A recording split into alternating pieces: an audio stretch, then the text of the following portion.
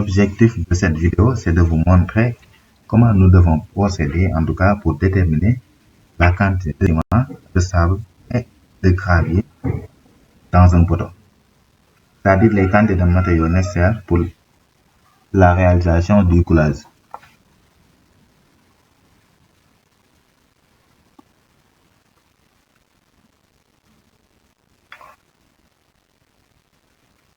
Pour ce faire, vous devez connaître d'abord les dimensions de votre poteau et la forme de votre poteau, parce que le poteau peut avoir une forme rectangulaire.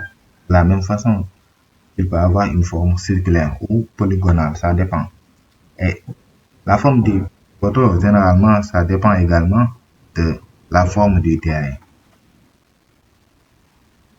Donc, ça dépend non seulement de l'implantation, mais plus précisément de la forme du terrain, parce que n'oublions pas que le terrain peut être de forme rectangulaire de la même façon que ça peut être une forme polygonale ou une forme trapézoïdale. Ça dépend. Vous pouvez se confronter à un cas où votre terrain a une forme trapézoïdale. Et dans ce cas, vous risquerez normalement d'avoir des poteaux qui ont des formes autres que la forme rectangulaire. C'est bien possible. Tout dépendra en tout cas des calculs de structure et de l'implantation du bâtiment. Bref, revenons à nos sujets. Là, nous avons un poteau de forme rectangulaire et les dimensions sont là. Section 15-20, c'est-à-dire longueur, largeur 20 cm, longueur 15 cm. Voilà. Supposons que la hauteur est égale à 3,20 m. Bon, quand je vous parle de 3,20 m, dites-vous que nous ne sommes plus au niveau de la fondation, mais nous sommes soit au niveau du rez-de-chaussée, soit au niveau de l'étage, mais nous ne sommes plus au niveau de la fondation. Parce que la hauteur au niveau de la fondation, la hauteur du poteau est moins importante comparée à la hauteur qui doit être au niveau du rez-de-chaussée. Et c'est normal, c'est logique. Parce qu'au niveau de la fondation, comme notre cas là, au niveau de la fondation, nous avons le chaînage bas, nous avons le feu, nous avons l'amorce poteau. Et nous savons bien que l'amorce poteau ne peut pas avoir une hauteur qui tourne aux environs de 3,20 m, 4 m. Bon, à moins que vous envisagez de construire un bâtiment qui a plusieurs niveaux. Par exemple, R+15, R+20. Dans ce cas, vous aurez normalement une fondation qui aura une hauteur très importante. C'est-à-dire la hauteur de la fondation dépend précisément du nombre de niveaux que vous aurez. Tout va se jouer également sur ça.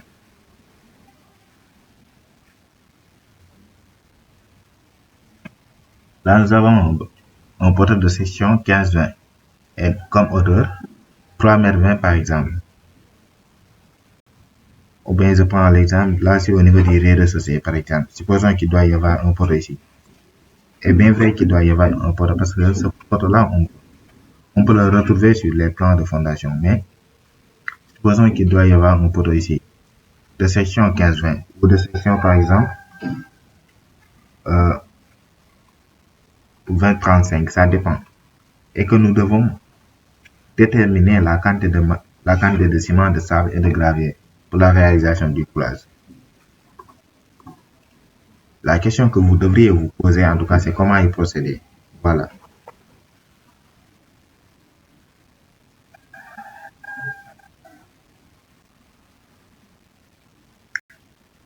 Voilà, là, je vais prendre un exemple ici. Là, vous avez un poteau. Vous avez un poteau là. Et les sections sont par exemple 25 et 30, c'est-à-dire 25 cm et 30 cm. Et la hauteur est égale à 3,20 m. Donc nous devons calculer d'abord le volume. Le volume, c'est la longueur multipliée par la largeur multipliée par la hauteur. Mais là, on parle de hauteur comme on doit réaliser le coulage. Là, je pense que ça va déjà calculer 0,15, je reprends le calcul, 0,15, 0,15. Et je pense que qu'on doit trouver 0,24. Bon, comme on dit, la confiance n'exclut pas le contrôle. Donc, je calcule 0,15 multiplié 0,15 multiplié par pas 0,15, 0,3. 0,3. Bon, ça fait 0,15 fois 2. Voilà, j'obtiens 0,3. 0,3, ce sont les dimensions. 30 et 25, multiplié par 0,25. 0,25. Voilà, multiplié encore par 3 mètres, ça dit la hauteur. 3 mètres 20. Et on trouve 0,24. Voilà, on trouve 0,24. Là, je déplace un peu ici. Bon, je le mets là. C'est impossible. Voilà. Là, on trouve 0,24. Maintenant, c'est là le volume du coton. Maintenant, pour calculer la quantité de ciment qu'on doit mettre pour la réalisation du coulage, je dois également me conformer aux proportions. C'est-à-dire, il y a des proportions qui me permettent de connaître, en tout cas, d'estimer la quantité de ciment qu'on doit avoir pour 1 mètre cube, par exemple. La quantité de ciment qu'on doit avoir dans 1 mètre cube pour la réalisation du coulage. Il y a des proportions qui me permettent de savoir ça. Généralement, il est conseillé de se conformer à ces proportions.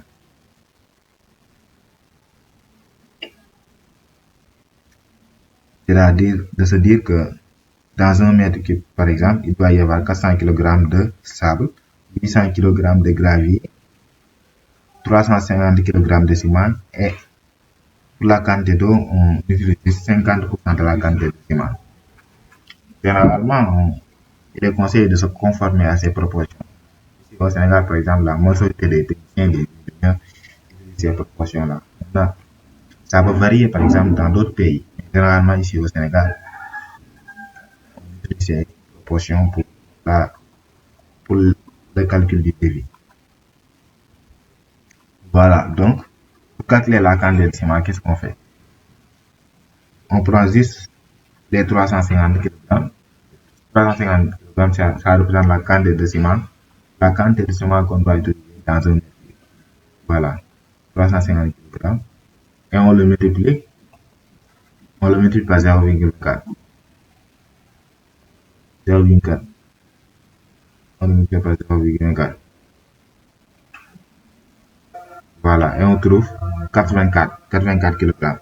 Donc pour la réalisation de ce poteau-là, il nous faut 84 kg de ciment. Et pour déterminer le nombre de sacs, qu'est-ce qu'on fait? On prend ces 84 kg là, on fait juste le rapport, on le multiplie par 50. 50, ça représente la masse de ciment qu'il doit y avoir dans un sac. Vous voyez, on fait juste le rapport. Si dans un sac, il doit y avoir 50 kg, donc combien de sacs doit correspondre à 84 kg? Vous voyez, c'est juste des règles de 3 qui aboutissent à ce rapport-là. Vous voyez, donc on divise ça par 50. Et on trouve 1,68. Là, nous avons trouvé 1,68. Là, on parle de nombre. Quand on parle de nombre, on ne peut pas prendre 1,68. Vous voyez, donc, et quand on arrondit, il est préférable d'arrondir en excès. Parce que cette valeur-là est beaucoup plus proche de l'entier 2, par exemple, le nombre réel 2. Cette valeur-là, elle est beaucoup plus proche de 2 que d'une valeur inférieure à 2. Donc, nous devons arrondir en excès. Quelle est l'importance même d'arrondir en excès, par exemple? Quelle est son importance? Là, nous sommes dans le milieu de la construction. Là, nous sommes dans un domaine très strict. On parle de civil, c'est un domaine très strict.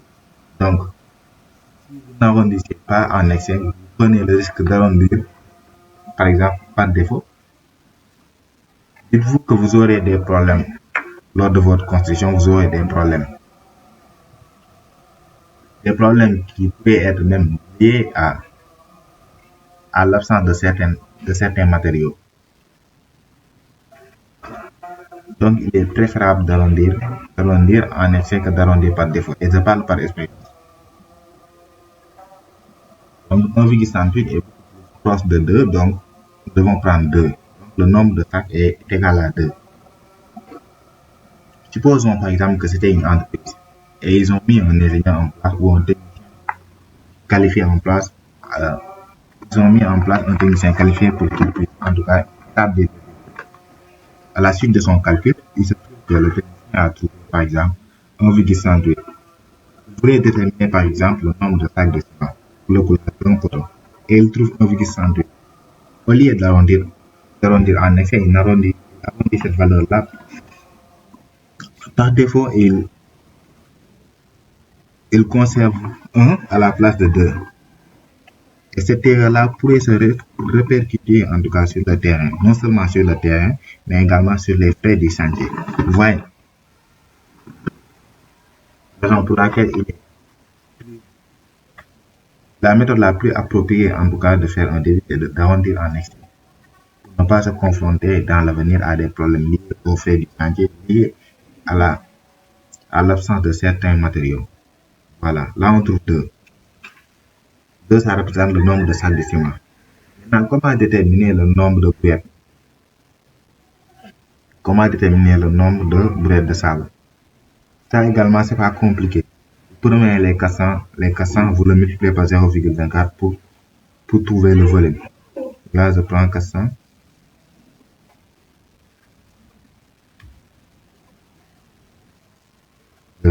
400, c'est une valeur que j'ai eue.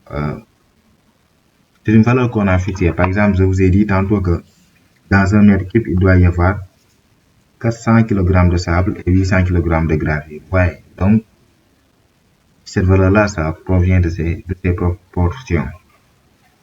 Voilà, je le multiplie par 0,24. 0,24. 0,24. Et j'obtiens combien? J'obtiens 96.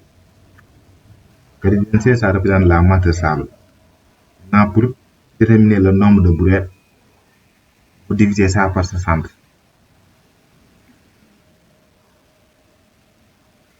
Parce que dans deux brouettes de sable, il doit y avoir 120 kg, je pense. Si c'est un brouette, il doit y avoir 60 kg, vous voyez. Donc, vous faites le rapport. Vous divisez 80 par 60 pour déterminer le nombre de brouettes. Vous voyez, je divise 96 du moins, je le divise par 60. C'est juste des calculs, c'est juste des règles de droit, c'est pas compliqué. Voilà, là j'obtiens 1,6. Et je l'ai dit tantôt, on doit arrondir en excès, on ne doit pas arrondir par défaut. Sinon, vous pouvez avoir des problèmes qui risquent en tout cas de se répercuter, non seulement sur le terrain, mais également sur le frais du chantier. Voilà. Nous arrondis par excès, je choisis 2, voyez. Donc, nous devons utiliser 2 brouettes. 2 brouettes de sable. Nous devons utiliser 2 brouettes de sable. Et pour la quantité de ciment, nous devons utiliser 2 sacs de ciment. Pas compliqué. Maintenant, pour déterminer la quantité d'eau également, c'est pas compliqué. Vous prenez les 0,5, vous le multipliez par la quantité de ciment. Par exemple, la quantité de ciment, vous avez trouvé combien? Vous prenez 0,5, vous le multipliez par la quantité de ciment. Pour la quantité de ciment, qu'est-ce que je m'étais dit? Pour le dosage. Dans un mètre cube, il doit y avoir 350 kg. 350 kg de ciment. Donc, vous faites juste le rapport. Vous utilisez 50% de cette quantité-là. Voilà, c'est pas compliqué. Donc, pour faire le coulage de ce poteau-là, en tout cas, il nous faut 2 sacs de ciment et 2 brouettes de sable. De la même façon, nous pouvons également procéder ainsi pour déterminer la quantité de gravier et la quantité d'eau. Pas compliqué, c'est juste des calculs très simples. Maintenant, tout dépendra du niveau de calcul que vous avez. Mais un maçon ne peut pas faire ça. Si vous désignez un maçon pour qu'il fasse un devis ou qu'il détermine le nombre de sacs de ciment, de sable et de gravier, il aura certainement des problèmes parce que c'est pas la personne appropriée, mais également c'est pas la habilité à le faire. Il faut normalement un professionnel du domaine pour qu'il vous fasse un devis, pour qu'il vous détermine la quantité de ciment, de sable et de gravier. Et à partir de de ces calculs, il pourra même en déduire le prix réel qu'il faut utiliser. Parce que n'oublions pas qu'il y a des prix unitaires qui sont fixés en fonction du pays où vous êtes, mais également en fonction des réalités de votre pays. Et des entreprises, parce que chaque entreprise fixe son prix unitaire.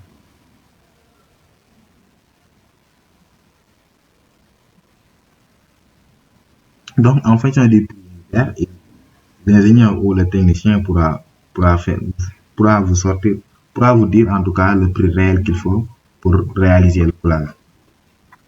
C'est pas compliqué. Voilà, je pense que c'était tout. Dans d'autres vidéos, je vais procéder de la même façon pour vous montrer les étapes à utiliser pour réaliser un devis réel et pour déterminer le prix total de la construction. Et tout se fera en fonction des plans de coffrage, des plans d'implantation, des plans archi que nous avons réalisés sur AutoCAD. Voilà.